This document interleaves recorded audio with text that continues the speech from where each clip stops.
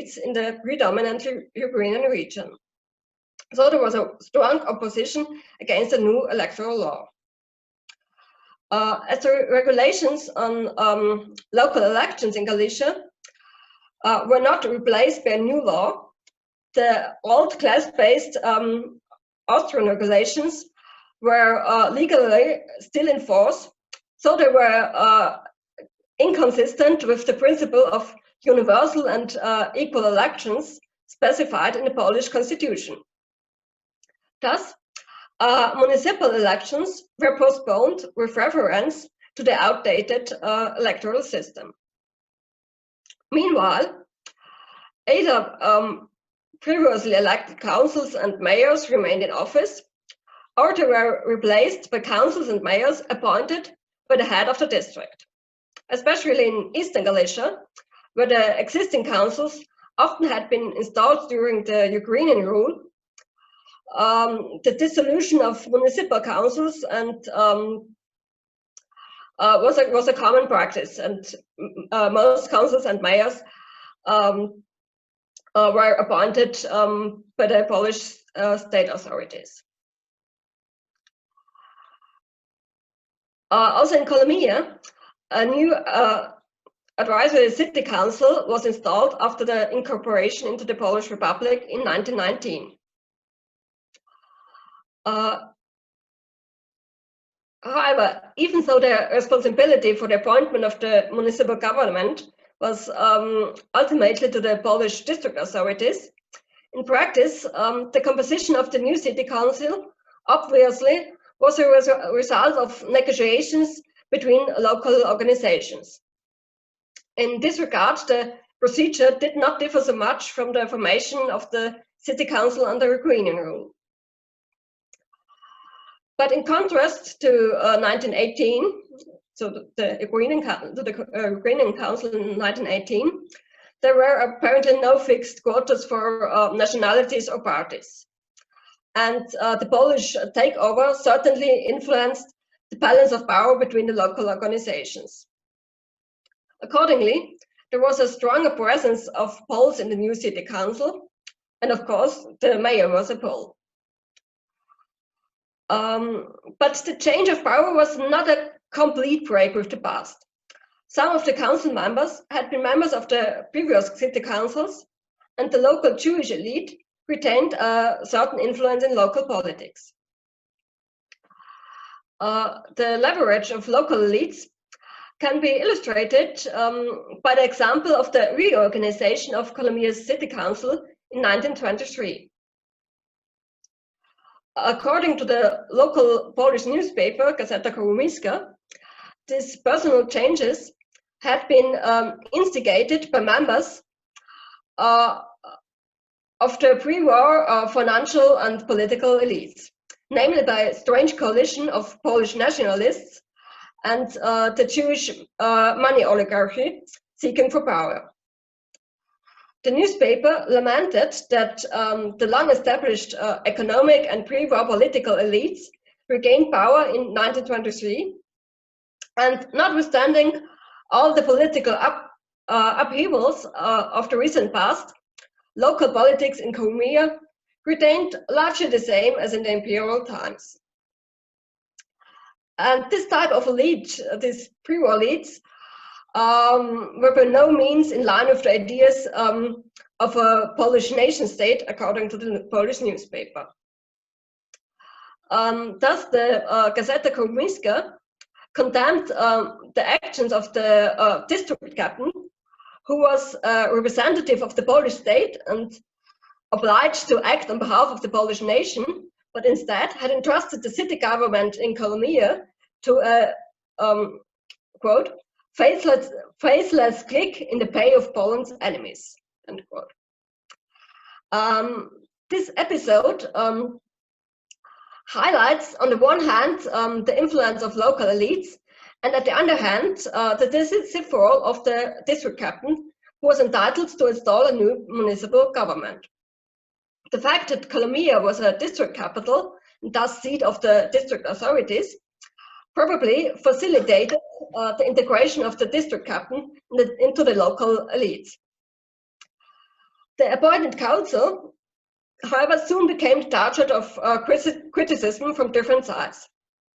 After all, local elections were held in 1927, but on the basis of the slightly adapted Austrian law. Thus, the courier system was extended by force general courier and women's suffrage. The notice of local elections raised hopes as well as skepticism among local political actors in Colombia. The Ukrainian newspaper Pokutsky Slova, for example, welcomed local elections as a chance for more political participation of Ukrainians. At the same time, it criticized that the 60-year-old Austrian law was adopted, which privileged the upper class and thus disadvantaged the Ukrainians.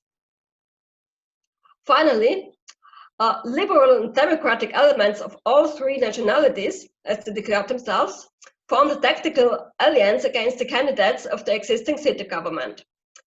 But this alliance succeeded only in the fourth general courier, where also some Ukrainians have been elected, including a woman for the first time.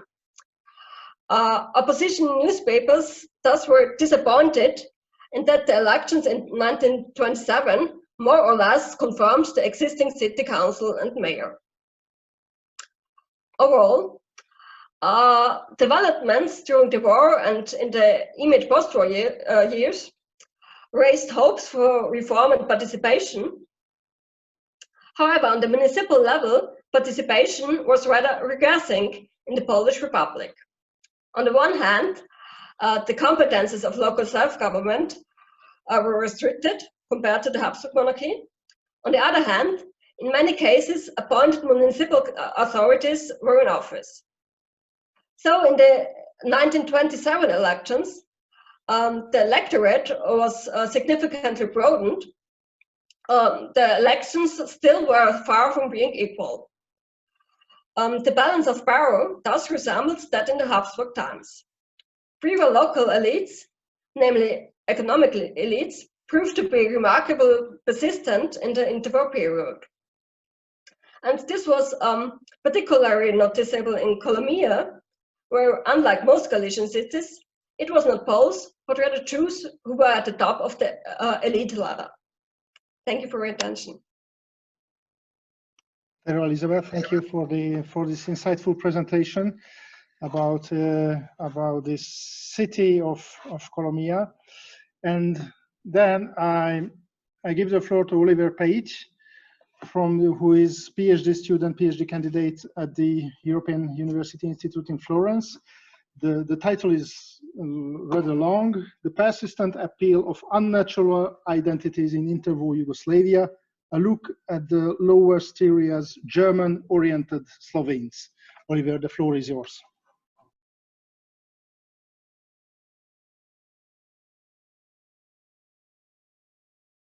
All right, so first of all, I'd like to say hello to everyone. The presentation I'll be giving right now essentially represents a fragment of the research I'll be conducting from my PhD, which concerns post-imperial transitions and the character of nationalist mobilization in the formerly Habsburg territories of interwar Yugoslavia. As you'll see, it's effectively more of a sketch out of potential research topics than it is a presentation of some kind of concrete findings. Like many other of you, my plans for archival trips were also slightly messed up by this year's pandemic, so the content I'll be presenting today is primarily based on journalistic sources. As such, however, I hope it nevertheless serves as a decent introduction to the topic and could open up some interesting conversations regarding parallel case studies as well as methodology. Okay, so as far as the structure of the presentation goes, I'll first be introducing the discursive concept that many people who have studied so-called non-dominant nationalisms have no doubt seen before, and that would be the notion of national renegades or national apostasy.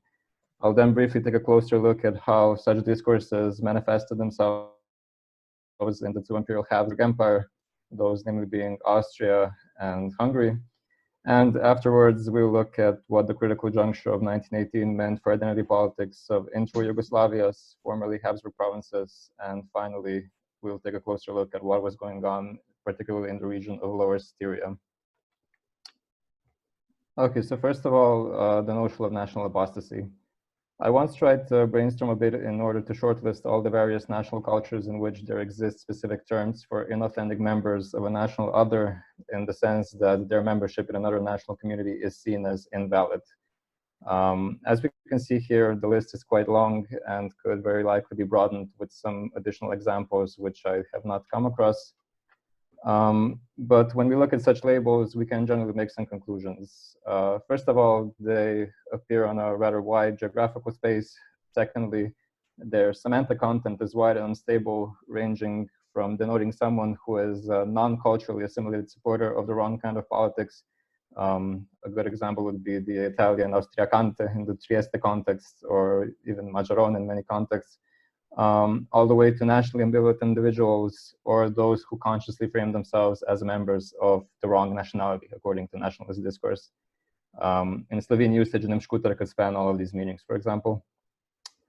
If we, however, then specifically look at nationalist movements that employ such labels in the sense of objective inauthenticity, we may see that they tend to be ethno-linguistic nationalist movements built around languages that, at the given time and space, enjoyed limited social prestige and could not function as a medium of social mobility. Because of this, their speakers tended to acquire or assimilate into other linguistic communities in order to reach social mobility, as was said. And some stereotypical examples would, of course, be Slovene in relation to German, maybe Lithuanian in relation to Polish or Russian, Slovak in relation to Hungarian, etc. And finally, when observing such groups, we should, of course, treat them as what Tarazara has called imagined non-communities. In this sense, they are discursive constructs in a Brubackerian sense and do not necessarily imply that their own purported members view themselves as members of such groups, so to speak. Now, if we then move on to the appearance of such discourse in the late Habsburg context, I believe attention must inevitably be drawn to the divergent developments of the two imperial halves after 1867. If the Austrian half was constitutionally defined as a multinational state that acknowledges an individual's right to quote-unquote further one's language and nationality, as was written in the constitution, then the Hungarian half, at least if we generalize, effectively functioned as a Hungarian nation state in which the position of non-Hungarian languages was gradually deteriorating. In effect, the constitutional framework of the Austrian half opened a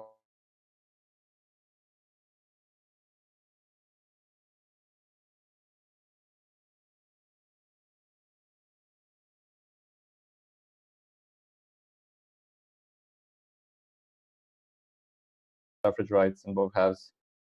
And with this in mind, it is indeed interesting to know just how context-dependent the appearance of such discourse is.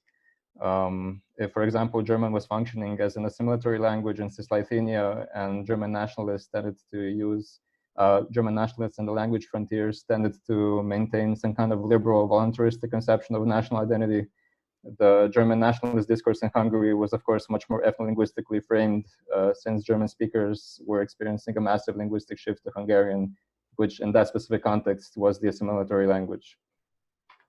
Now, either way, a big break in traditional patterns was brought to this area by the conclusion of the First World War. In the parts of the empire that ended up within Yugoslavia, South Slavic nationalists overtook political control, and ethno-linguistic nationalism became enforced as a hegemonic ideology. Now, obvious parallels here are also offered by the Czechoslovak case. At least from the perspective of the state, traditional social linguistic hierarchies were now turned around.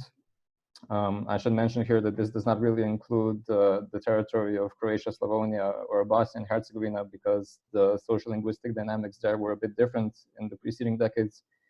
However, at the same time, it was not that easy for nationalists still to convince their purported co-nationals that the time has come for them to finally value and hold their mother language in esteem, so to speak.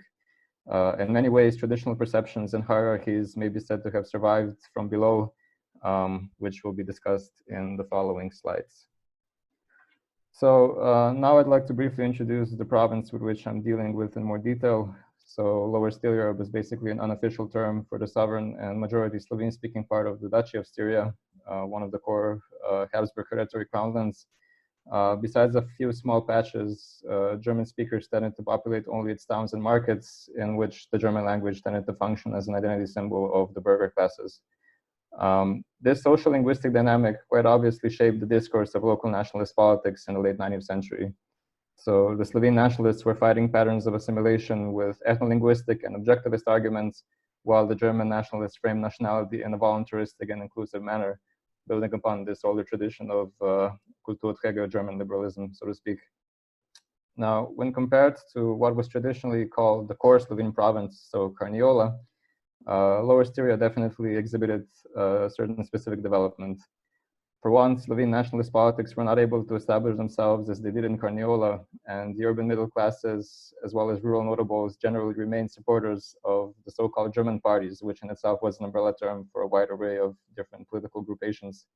The latter actively worked at mobilizing the Slovene-speaking peasantry, and thus also offered an alternative identity model for them, which did not question the social dominance of German in public life, but also did not deny Slovene identity itself.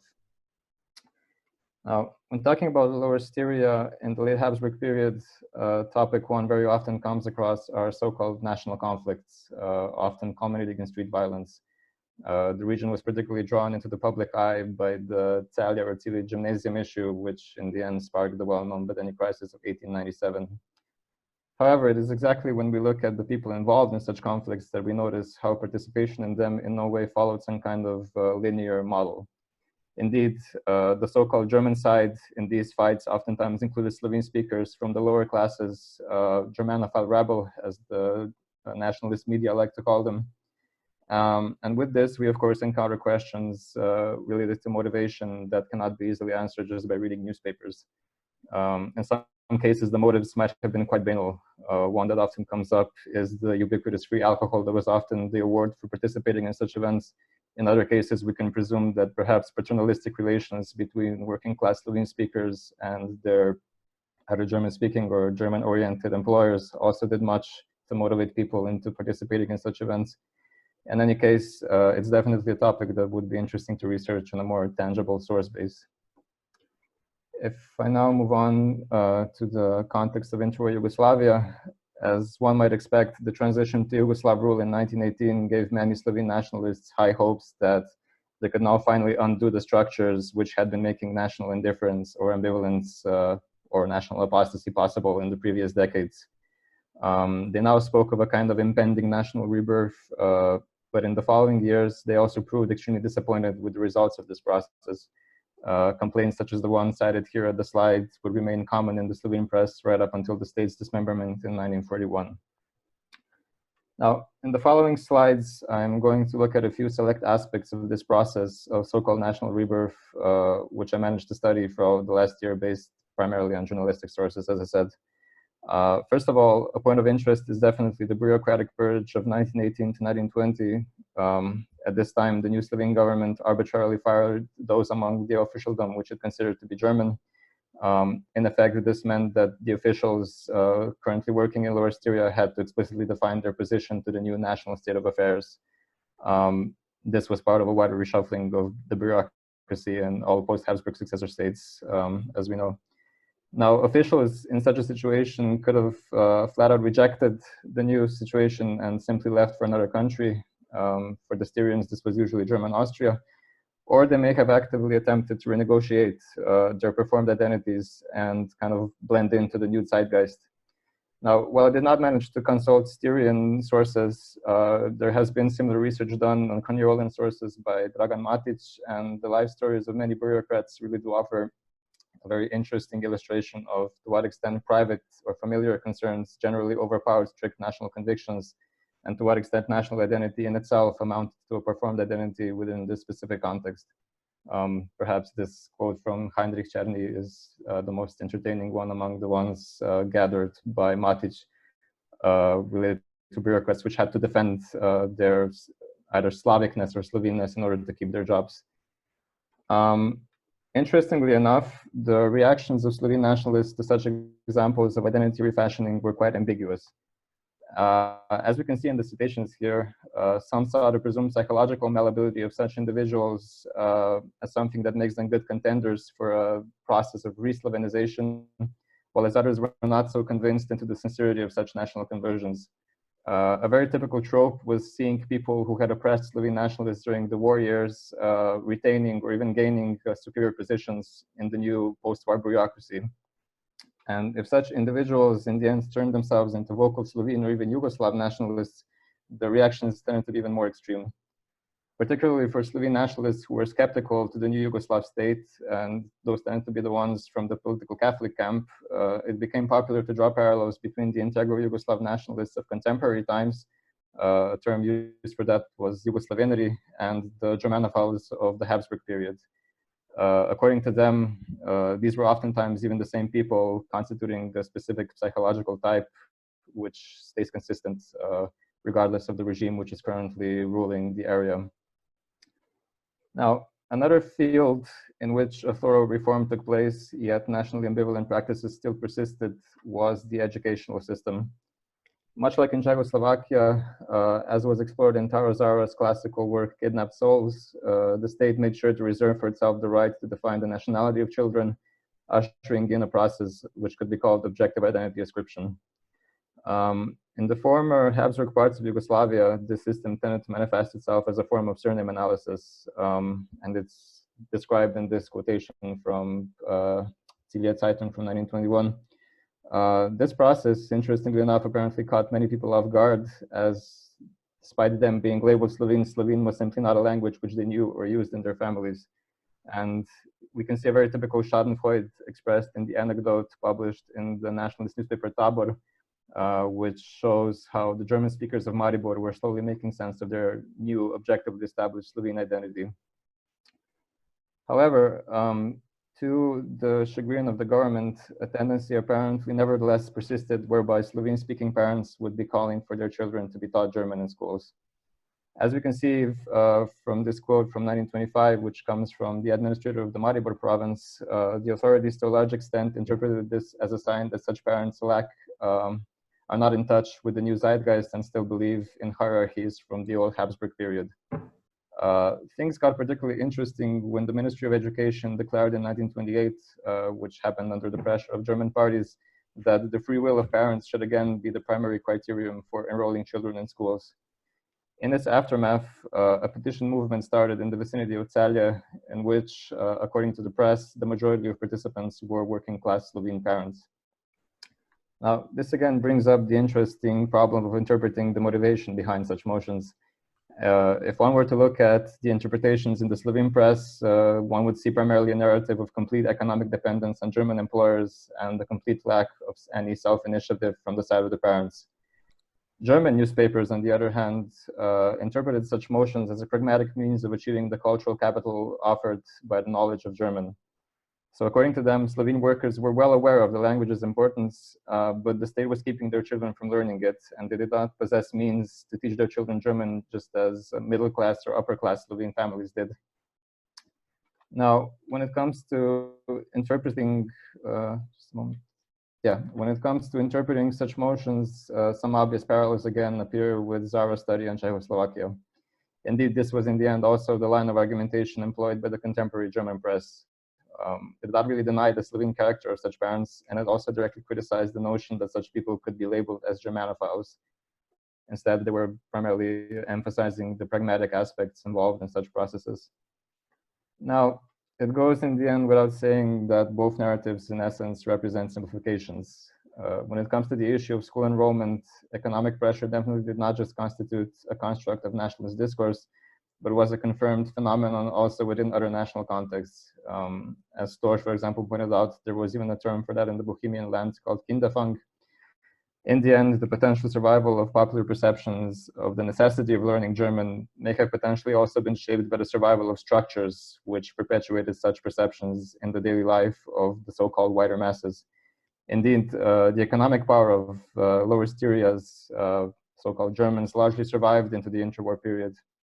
And we might presume that private factories, as well as vineyards, as a specifically Lower Styrian phenomenon, included including both paternalistic relations between workers and bosses, likely constitute some kind of specific microcosm in which older social linguistic hierarchies may have survived and be maintained in spite of changes in identity politics on a macro level.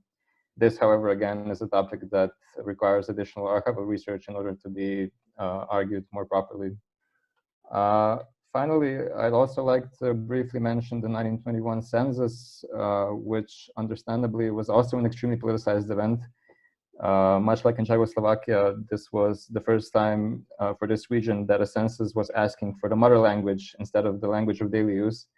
And as we can see in the provided quotes, the Slovene nationalists spoke about the presumed assimilatory effect of previous censuses and expected that the new census should finally show the objective demographic structure of the population.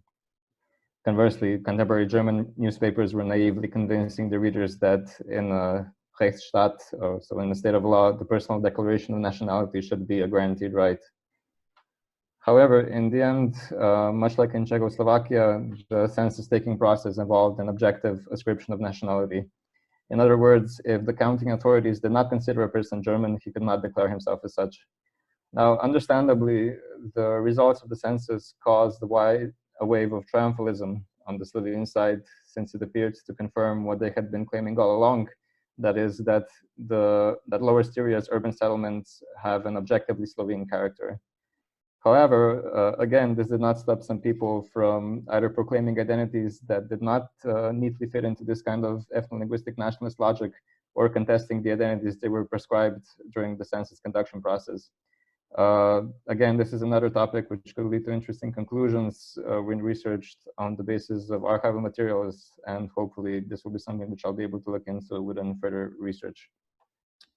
Now, just for some concluding remarks, as I said, this presentation has primarily been more of a sketch of potential research than actually presenting concrete findings. However, even within this context, I believe the following can be said. When observing the situation in Lower Styria, it could be claimed that with the political transition of 1918, ethno-linguistic nationalism indeed became, to a large extent, a hegemonic discourse. However, this new social cultural context hardly closed all the spaces for various forms of nationally ambivalent behavior or practices.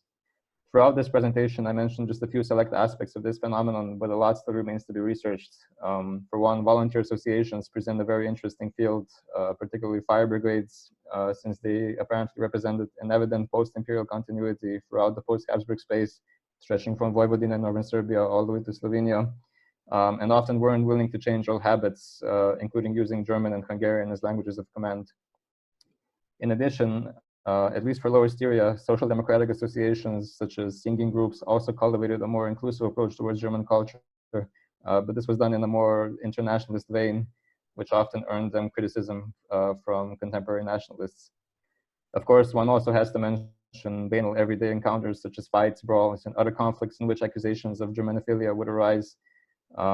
And while journalistic reports allow us to trace such events, we'd obviously have to peek into the court records in order to get a more palpable impression of what had been going on. In addition, of course, we ought to ask ourselves the symbolic functions that such behavior played in this new national context. Did it function as a form of Habsburg nostalgia in some cases, or maybe protest against the new regime? In the end, I think it will also be productive to look at wider European parallels. I've already mentioned examples from Czechoslovakia many times, but we also have Gabor Egri's studies on interwar Romanian society, which I find very inspiring and promising in a methodological sense, as well as a variety of other local contexts throughout Europe and beyond, which could fall to mind, particularly in the Baltic countries with Klaipėda or Memeland in Lithuania. But with those, I'm not completely sure to what extent they were already explored. In short, I think it can be concluded that there's still much to be done for this kind of research. Thank you.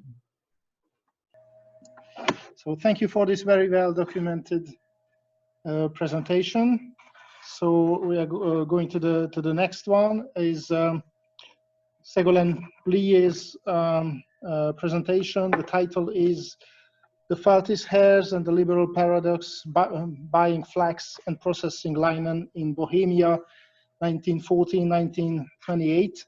Ségoléne Plyer is Maîtresse de Conférence at the University of Strasbourg and senior researcher in the Nepostrans project. So Ségoléne, go ahead.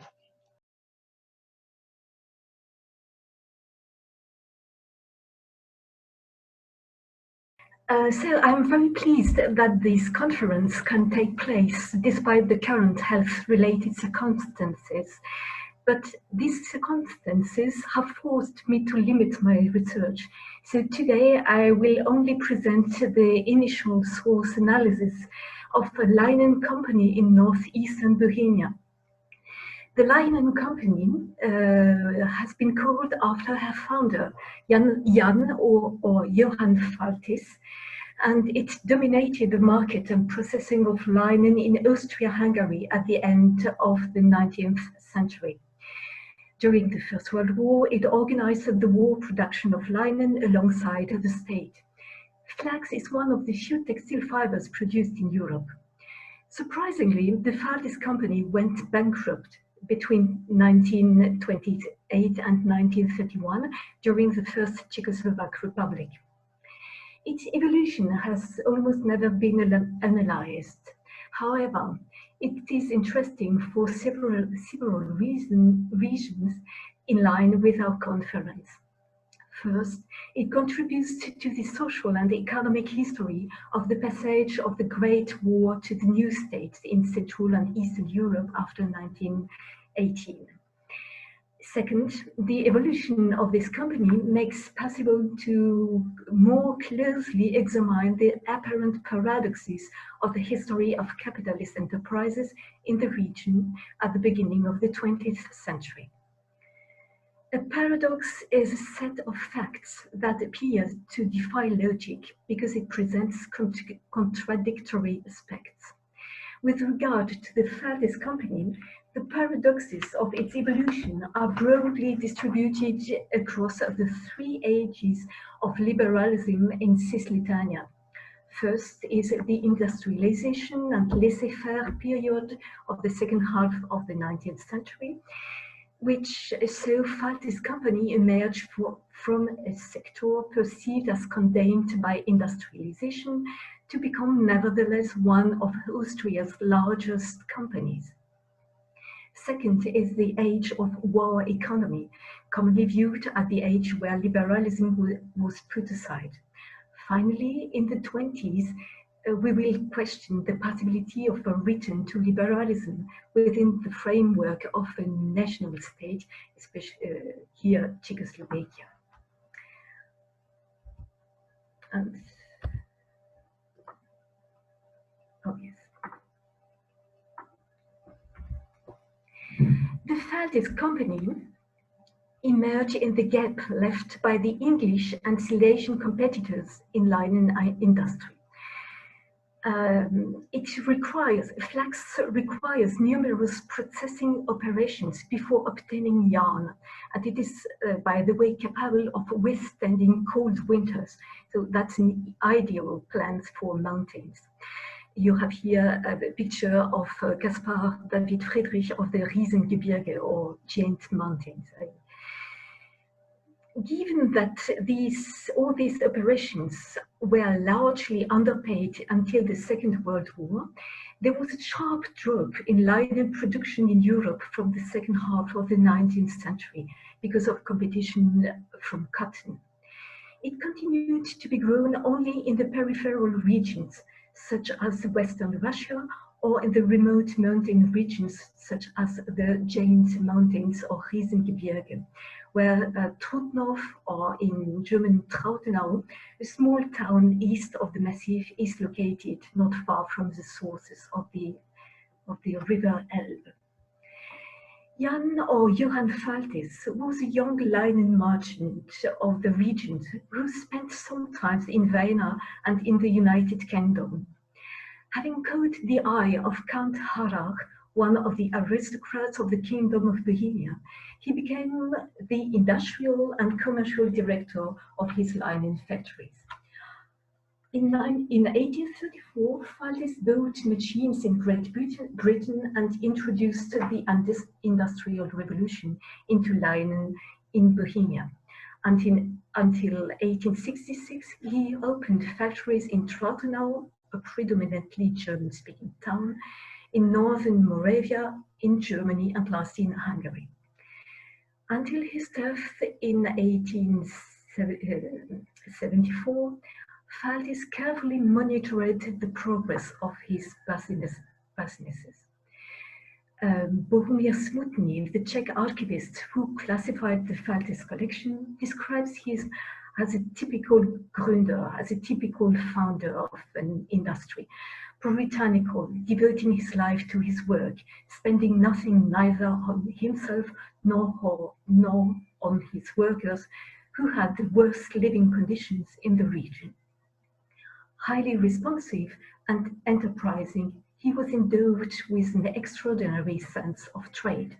At his death, he dominated the European linen yarn market.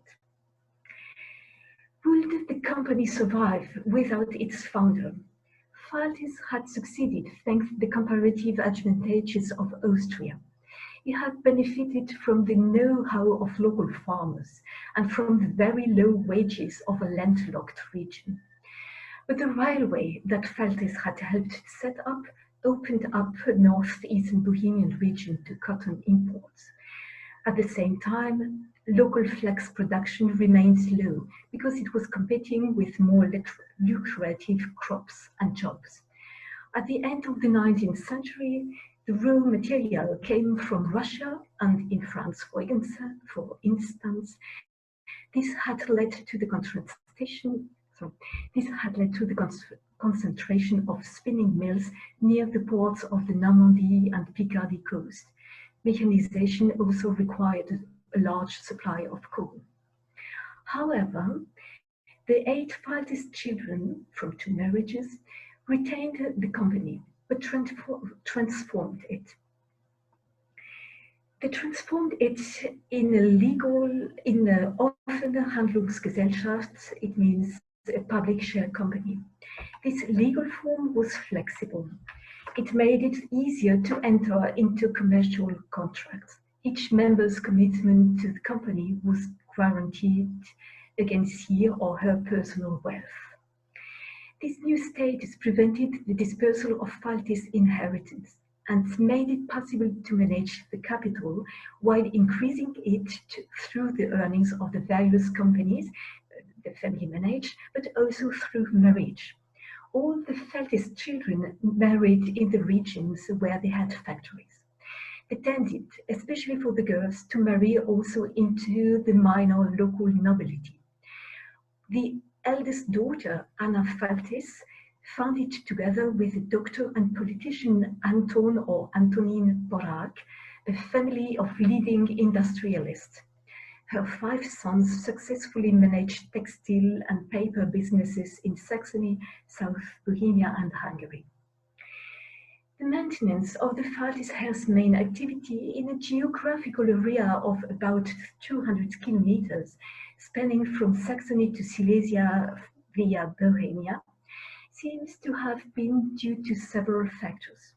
We have already mentioned the importance of having a local base, which was essential to securing funding thanks to marriages and loans from friendly banks. The second factor was the company's influence on political bodies. Indeed, Anton Borak was mayor of Trautenau towards 1860 before being elected as a deputy for the Old Czech Party. In 1910, his family owned the Hotel Union in Trautenau, a massive building at the center of the city's social life. Its name symbolized the desire to unite the inhabitants, irrespective of whether they spoke Czech or German. At the empire level, the Faltis heirs company sought to orientate Austrian trade policy by bringing together linen spinners in Austria through a Verein der Flaxspinner, an association founded at the end of the 19th century.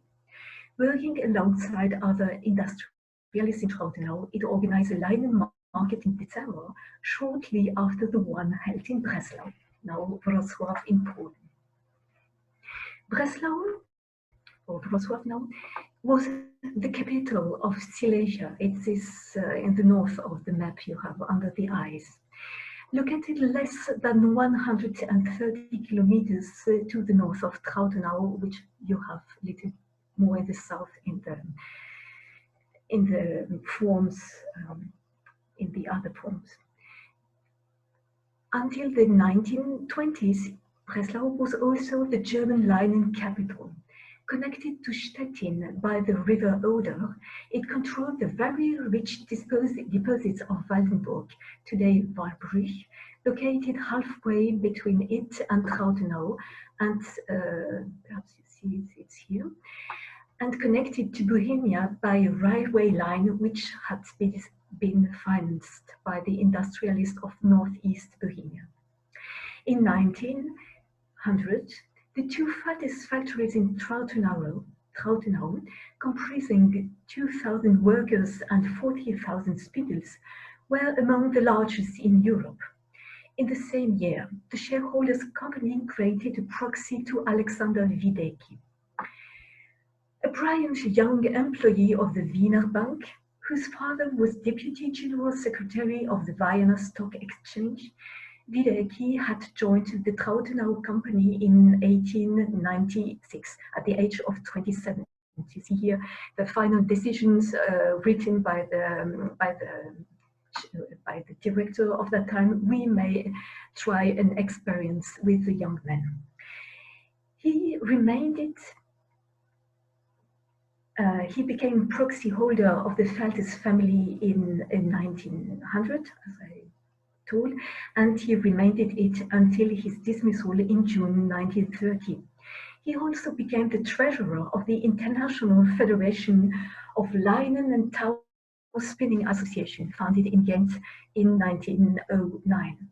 In June 1914, at the Congress of the Federation in Vienna, the Verein der Flaxspinner, whose seat was, as you may recall, in Trautenau, included all but one Austrian spinning mill. The Faltis heirs were represented in both the Austrian and German section. In the last one were the brothers Alphonse and Alfred Borag as owners of the Faltis company in Saxony.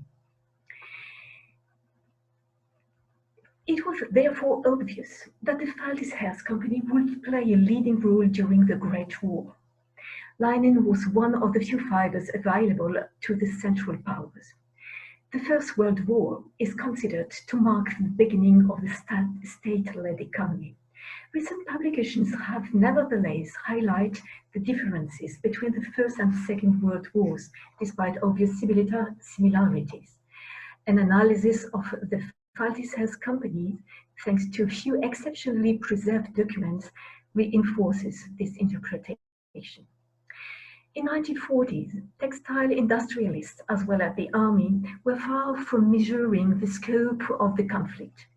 As in 1870, the mobilization requirements had been calculated without concern for the real state of private industry stocks.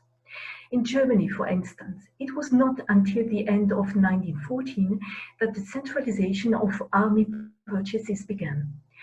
The supply of linen was initially assured by the looting of the Belgian and North French reserves.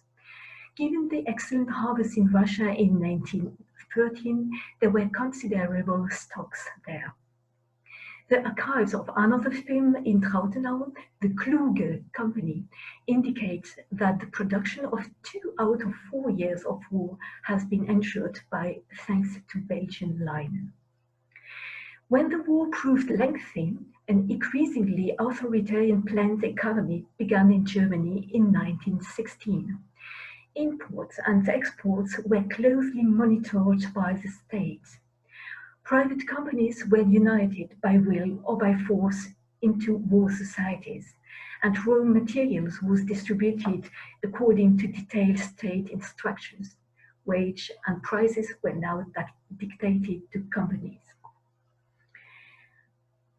Austria, although following the German model, established a less authoritarian partnership between government and private companies. In 1916, the joint stock company Linen Central of Austria, in German Österreichische Flachszentrale AG, was founded. Its director was Alexander Wiedecki and its vice director Franz Kluge from the Trautenau firm I mentioned earlier. Trautenau became the hub for the supply of linen from occupied Europe and for its redistribution to all Austria-Hungary. This supply was undertaken by the Österreichische Flachszentrale AG. The central position occupied by Trautenau in the Leiden war economy did not prevent the local food situation from worsening significantly.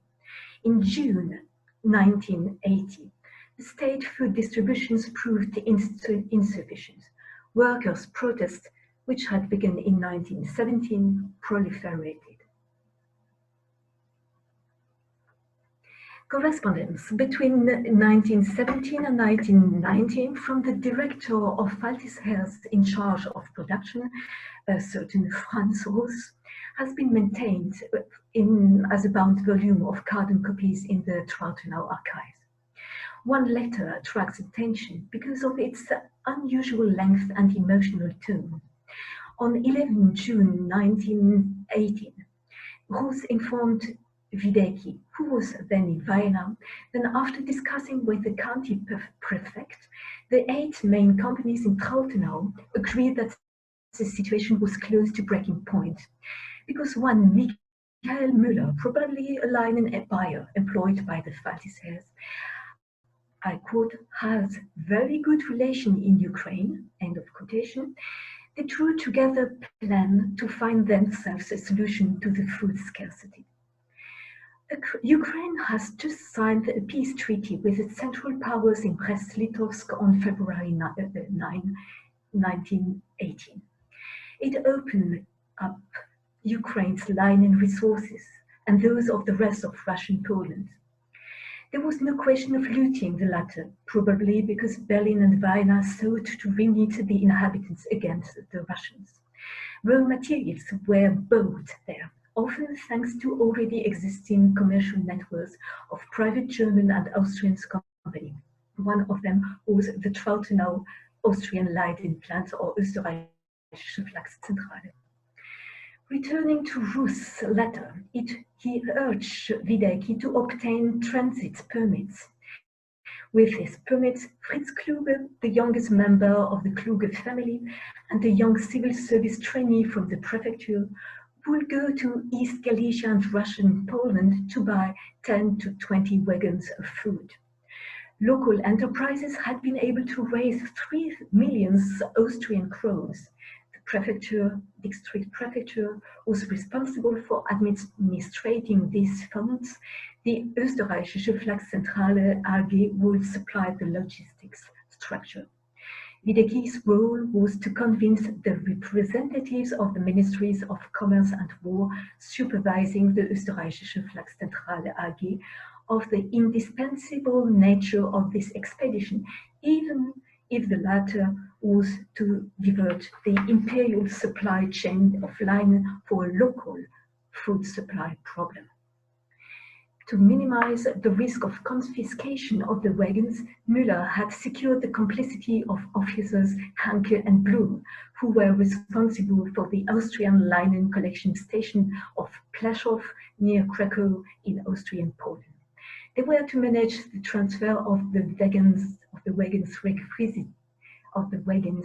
commanded requisitioned under the cover of the Trautenau prefecture.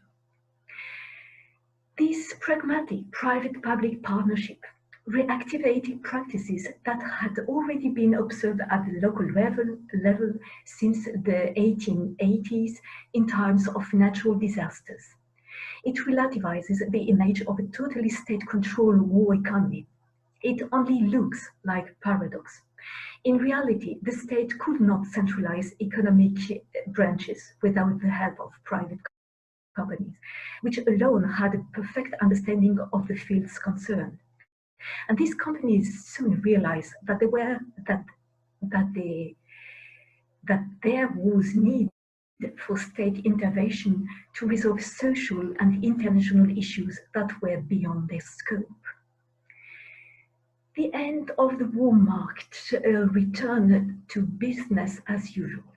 In Germany, a report commissioned commissioned by the army in 1922 to learn from the war economy, noted that the various manufacturers of the textile economy were reluctant to work together, lest they give essential information to their colleagues who would be the competitors of tomorrow.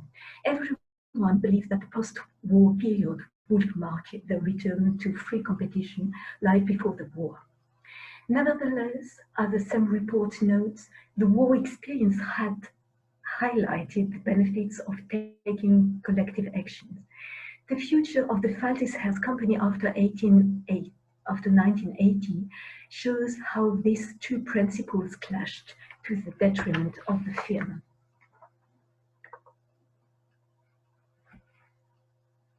How may one explain that the Faltis Company, which was still richer after the First World War than before, filed for bankruptcy only 13 years after the conflict? This brutal fall in 1931 affected the contemporary witnesses. Shortly before, the director Videcki had been dismissed. On his departure, the Bank of Escomte in Bohemia had closed the considerable facility that the Faltis Heirs Company had there. 1,500 workers held huge protests against Videcki and the bank. The German nationalist press perceived the move as a Czech maneuver against a German company in a German-speaking region. Basically, all was blamed on the treaties of Versailles and Saint-Germain. In macroeconomic terms, the textile sector was in difficulty because of the fragmentation of Central European markets provoked by the treaties. But the archives, especially the Central Bank of Prague's files, tell a somewhat different story. Do I still have 5 minutes, or is it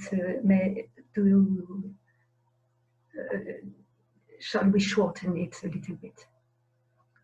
I absolutely don't see nobody, so. And I don't hear anything, so I continue. So. Yes, you have 5 more minutes. Okay, thank you. Well, so you know that the situation was difficult, especially for textile and especially for linen, because of the competition of cotton, the decline of permanent armies, and impoverishment of the middle class, a traditional customer of quality linen products. It could have been possible to convert linen into luxury item, but there was the concurrence of artificial silk, and the export 50 until 60% of the Bohemian Moravian production was exported before the war, which was increasing, which was now very difficult because of the new tariffs. The year 1925 had been catastrophic, and Videcki, still proxy holder of Faltis Heirs Company, started thinking that it may be necessary to sell the business. Antonin Porák Jr., one of the descendants of Anna Porák née Faltis, had joined the Faltis Heirs Shareholders Company in 1921 with 52% of the shares. Contrary to the prudent management that had been in place until then, in a few years he accumulated considerable debts for purposes of the company, but also personal debts taken from the firms. He eventually came into conflict in 1930 with Videcki, whom he accused of neglecting the interests of the company. It is true that the director and proxy holder spent part of his time on various boards of directors, for which he was handsomely compensated. The young Porák convinced some of the shareholders to join his side to dismiss the old director. Well, the shareholders eventually realized who they were dealing with and succeeded in dismissing Porák by making him the manager of the factory in Libau, now Lubawka in Poland, which went bankrupt only 2 years after. But it was too late to avoid the liquidation of the parent Faltis Heirs Company on May 6, 1931. The Trautenauer machines were dismantled and sold. The buildings were used as warehouses till 1945, and that was the very end of the Faltis Heirs Company. To explain the collapse of this company, I will leave aside the issues of borders, which would require further research, and focus on the national issue. Were the Faltis victims of an anti-German policy in Czechoslovakia? Because of its endless bankruptcy, several versions explain the end, or sought to explain the end of the company. For the regimes that succeeded each other in northeastern Bohemia after 1938, the national question was significant because it would make it possible or not to nationalize the company. It seems that Faltis the Elder was originally Czech. This is stated in the 1895 Czech encyclopedia, the Otův Slovník naučný. This Czech nature was lost to his descendants, who were considered Germans, even the Polacks, some of whom had settled in Saxony, except those who settled in Hungary and succeeded to enter the Hungarian nobility under the name of Polák de Varna. After Northeast Bohemia was annexed to the First Reich, shareholders were examined under the Nuremberg laws. The Polacks were declared Czechs, allied by marriage to Jews of Saxony. The other members either belonged to German nobility or were German Bohemians or lived in countries which were not at war with the Third Reich. In the end, as a consequence, the company therefore remained unchanged. In 1945, however, it was nationalized. The reasons for that are not very clear. It should be noted, however, that it happened not from the Beneš decree expropriating the Germans, but from another decree, the number 5, 1945, which targeted unreliable persons at the national level. Moreover, Faltis' granddaughter, Hermina Faltis, or Faltisova, began the process of asserting her rights to become a national administrator, but she did not succeed before the Communist Revolution of 1948. I have described this indecision at length to show that, contrary to the states between 1938 and 1945, for all the protagonists of the collapse of the Faltis Heirs Company, national affiliation seems to have been secondary. Their action was based on the geographical organization of the European territory, dividing into basins of raw materials, communication channels, comparative advantages of sites, and integration into funding networks where face-to-face knowledge was more important than national belonging. The feud between Antonin Polák and Alexander Videcki may be interpreted in terms of personal enmity or generational conflict. The sources never interpreted it in national terms. More broadly, it seems possible to view this as a conflict between two conceptions of corporate liberalism after 1918. The young Polák criticized Videcki for working against the interests of the company. But let us return to the list of companies in which the proxy holder was involved. A proxy holder that the newspapers at the time unanimously acknowledged as the outstanding figure of the linen sector of Austria and then Czechoslovakia. These include other spinning mills in Czechoslovakia. He was also a member of the board of director of the Bank Česká Escontní banka a Úvěrní ústav, in German Böhmische Eskontobank und Kreditanstalt in Prague, we have already mentioned, and member of the executive board of the Vereinigte Flax-Spinnereien GmbH, a Czech-Dutch purchasing company, which in 1926 replaced the one he had set up in 1916. Little information is available on his IDs, but in 1929 he provided an analysis of the Lenin situation in a local newspaper, according to which, I quote, "Only the concerted action of flax spinners has succeeded in avoiding a cascade of bankruptcies," end of quotation, unlike in Germany after the First World War. Let us conclude from these elements that Videcki was less working against the heirs Faltis than continuing his efforts originating from the time before the First World War to unify the Line sector. This effort, and thus my very conclusions, were against the return to competition that occurred in Germany after the First World War, where his contradictor, Porra Jr., came from.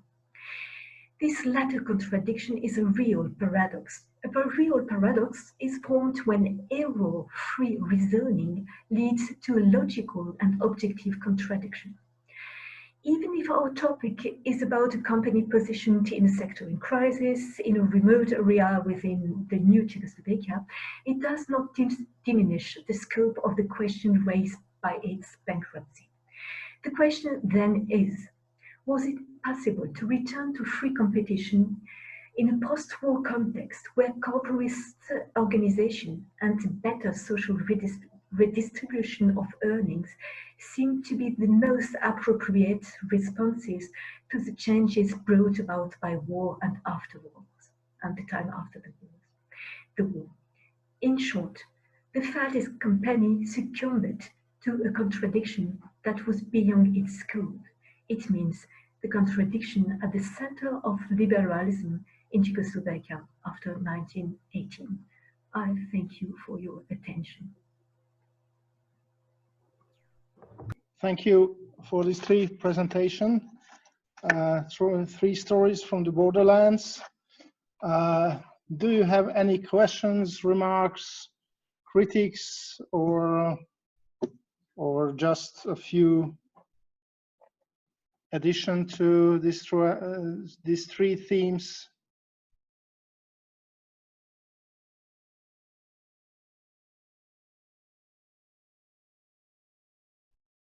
Yes, Dominic O'Reilly. Dominic O'Reilly. Oh, real. Let's not make me from those British Isles. Thank you so much. I really enjoyed this, and we are short on time, so I'm just going to ask one question. I'm going to try and be specific. Oliva, I found your talk really stimulating, and my questions are they're about what you're going to keep on doing, and please ignore me at will. But I was thinking about what you were saying about the continued wanting to learn German. And, you know, in Fiume, they are still learning German like nobody's business after World War I, and they weren't a German part of the empire.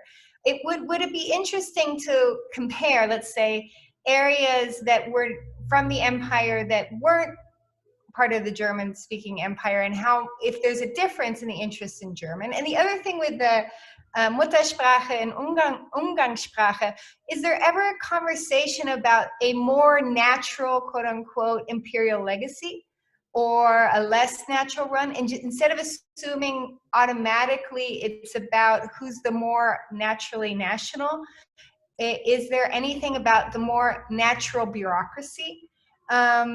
And finally, I totally agree with the fire brigades, and I looked at that a lot myself. It would be really nice to do mundane that's not about disruptive moments, such as, like, you know, beating each other up and that kind of stuff.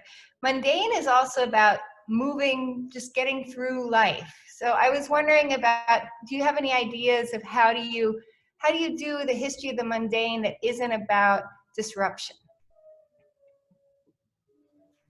Thank you very much for the questions. When it comes to learning German, I think that the language basically retained its general position, unofficially speaking, just because the middle classes and the higher classes did teach their children German just for basic purposes. I mean, that's how it functioned.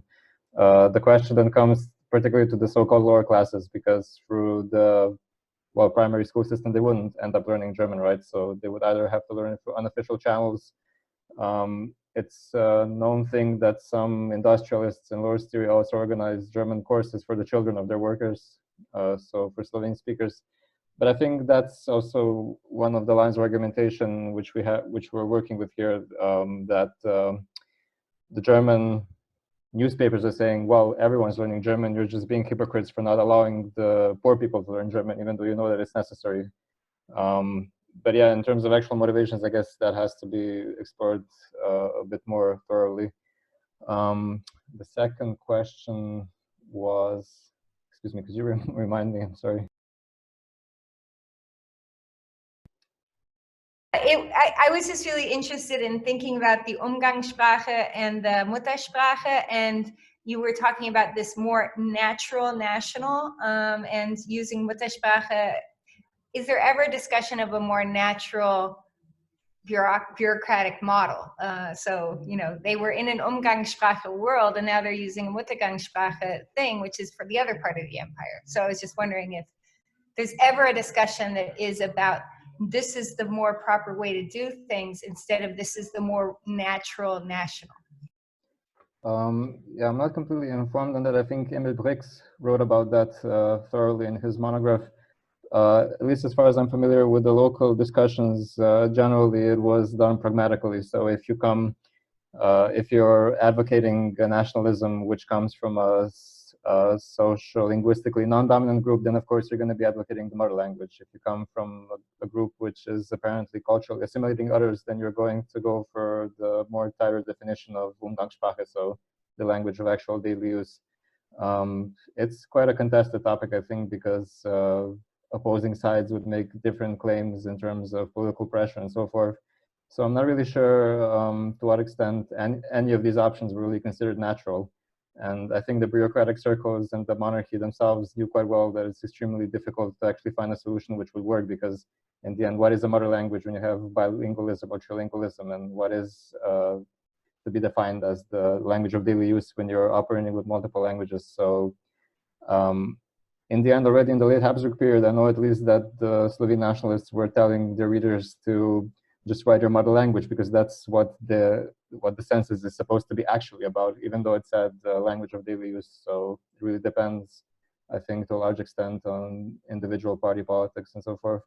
The third question, yeah, that's a very interesting methodological challenge, I think, in any case. And it's something which I think there exists quite a lot of interesting literature on this in different contexts besides the Central Eastern European one. Particularly, I'd like to get around reading Martin van Ginderachter's work on Belgian workers, which I haven't done yet, but I think that also offers lots of interesting insights. So while I can't say anything particularly useful on this, I think it's definitely something which should be taken into consideration. I see the comment now, Hungarian versus Austrian. There were lots of differences in that regard, I think, right? Because the Hungarian system actually noted down multiple language knowledge. And yeah, I think in Cisleithania, some people criticize the fact that in Cisleithania, they weren't doing the same.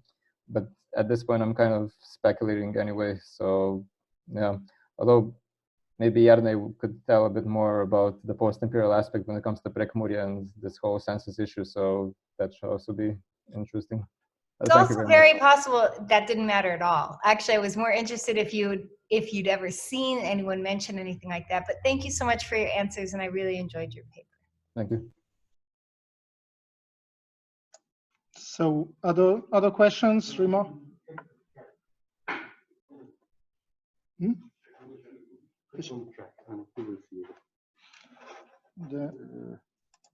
Yeah, okay, watch. So you can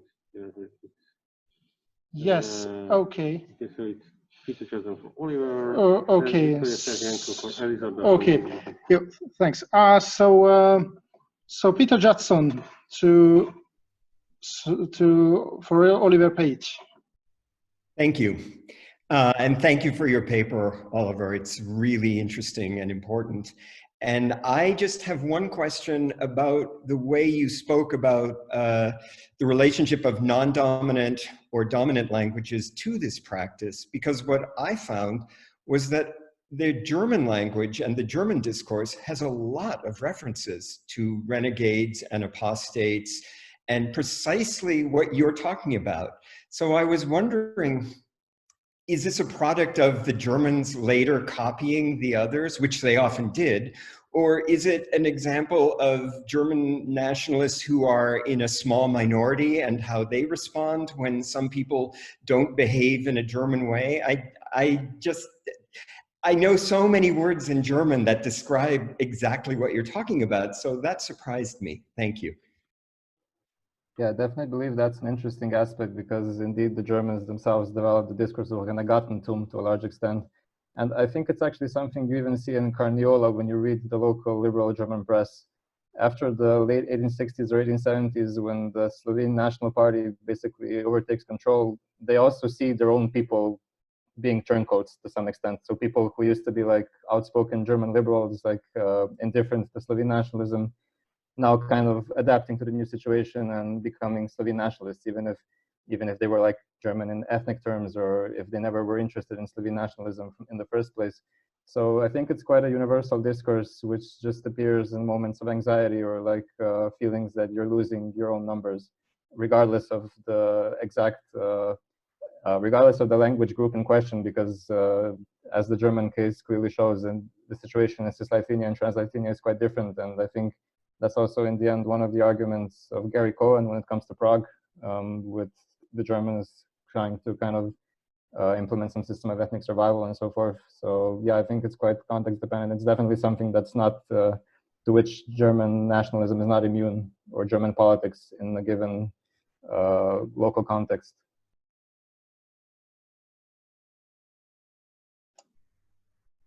Thanks a lot. So next question, Victoria Serhienko to Elisabeth Haid. Thank you. I have a small question to Elisabeth. Did the presence of national minorities on the so-called Kresy Wschodnie affect the structure of local self-governments at on these territories?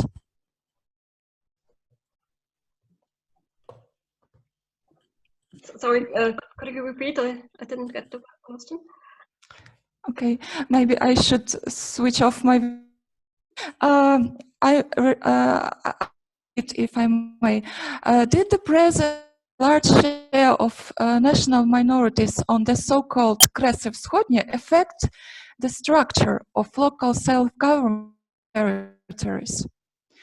So, I mean, how different was the structure of self-governments depending on the existence or non-existence of national minorities on the east borders of Poland?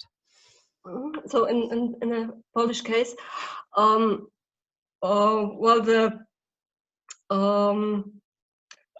presence of minorities was a main reason that elections were postponed in these territories.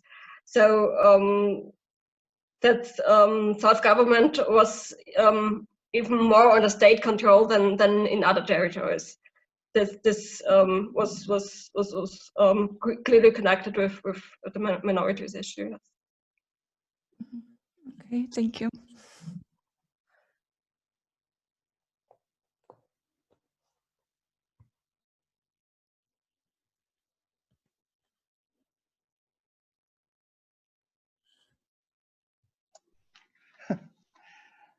So any other remarks? I don't know whether there one more. Yeah. Yes, Alexandre to Oliver. Hello. I was really interested when you mentioned the firearm brigades, that they were nationally suspicious. Could you elaborate a bit more about this? It's a very interesting case. Thank you. Yeah, so if I'm not mistaken, because I haven't done much reading myself on the topic, but firearm brigades, or rather fire brigades as an institution, are a general Habsburg phenomenon in the late 19th century.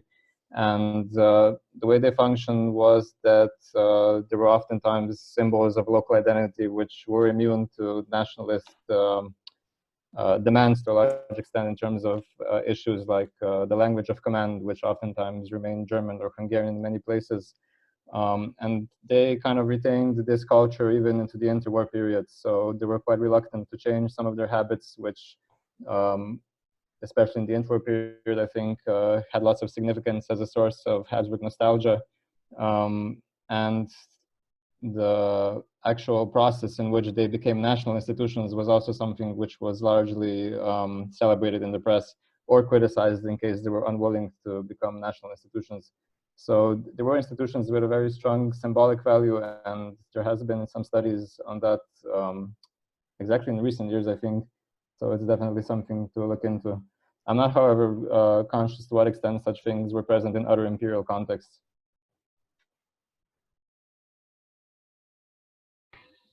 Thank you.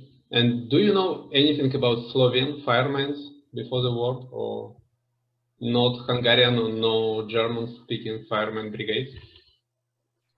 Well, I'm not completely sure, but I think before the war already some of these institutions were polarized in a national way. So some of them may have had like explicit Slovene nationalist orientation, but more oftentimes not. And it's also, I think, a question of who was in control in the given context. So if this was a municipality where German parties were more strong, then quite possibly this was also reflected in the administrative bodies of the fire brigades. But generally, I'm not informed enough to comment. It's definitely something that should be explored more. Okay, thank you. Bela Bodo raised his hand.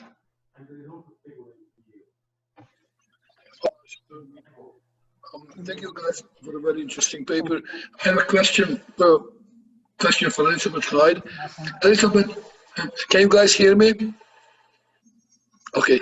Elisabeth, what did change for local Jews? You mentioned that in regards to local power, voting rights and so on, not much have been changed. What did change for local Jews? And how do you measure this? Was there an outward migration, emigration from the region, property situation, wealth, and so on? So what did change for local Jews in the 1920s?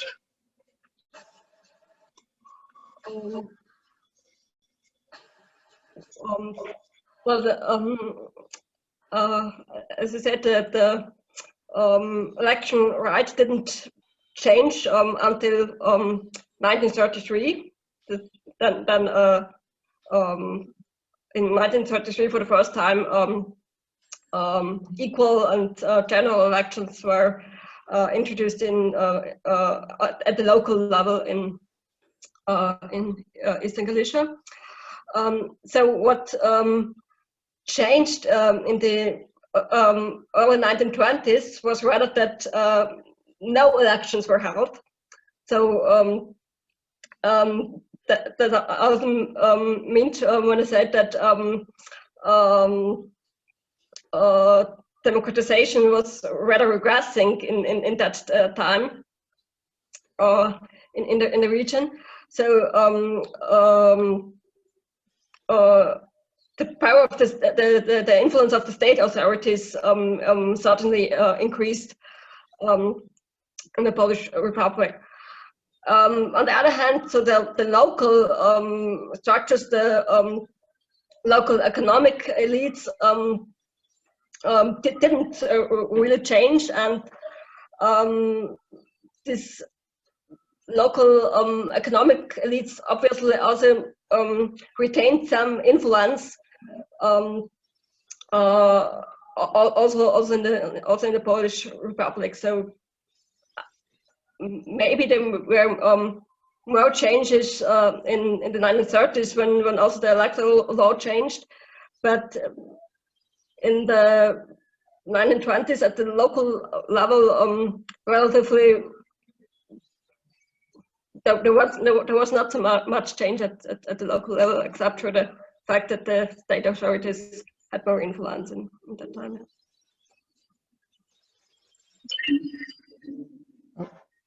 Okay, thank you. Ségoléne Plyer's question for Oliver Pejić. Well, it's more a remark. Mr. Pejić, Alsace is also an interesting case. It's exactly the same what in another geopolitical context. I have a dissertation in German comparing Tyrol, the city in Tyrol, and a small city in Alsace, exactly about the topics which could interest you, so I can send it to you. And I wanted to, if you don't know it, but it's not a known work, so I think it could be interesting. And an issue which is too seldom dealt with, I think, with these questions, is the question of migration. Because you know that France is a country of immigration, and there was immigration in Alsace after the war. It was used to Frenchize Alsace. It's a very interesting topic, especially in the mines around Colmar, and we have studies about that. Perhaps you don't have a lot of immigration in Slovenia, but you have certainly emigration, and it could be also interesting to. I think that migration dimensions is an interesting one. Thank you. Thank you for your comments. Is this the same author who had a contribution into an edited volume about national indifference in modern Europe? Because there was work on Alsatia, so that may be actually the same author. When it comes to migration, yes, it definitely was a factor because particularly in Lower Styria, many people ended up from the former Habsburg littoral after the Italians occupied this territory, particularly people who were actually, to some extent, quite nationally conscious because they were perhaps middle classes or people who had experience with nationalist conflict. And these were, to a large extent, also the new teachers which would come to Lower Styria and fulfill these roles. At the same time, there was also a local animosity towards these new people because they occupied bureaucratic positions, and that's also an interesting source of conflict within the same national group. So that's also something which, in a way, seems counterproductive in the sense of nationalism, but was still a present phenomenon and should probably be is promising for studies, I believe. Yes, but the article you are mentioning is not mentioning the references I'm speaking about, and with the 100 years of rejoining of Alsace to France, you have new works, some ongoing, some freshly published. So could be. So I wanted to draw your attention on that because it's very important to compare East and West Europe all the time, and not to exclude a margin from the other margins. Thank you. I definitely agree and would be very happy if you could send me the name of the author, so I'll look into it. Thank you very much. Thank you for all these remarks. And in the Zoom group, you can find a lot of interesting things about firemen's history in Central Europe. So please check it out. You're just yeah. The Alexandru Pianu is completely right. There should be a special panel devoted to the firemen.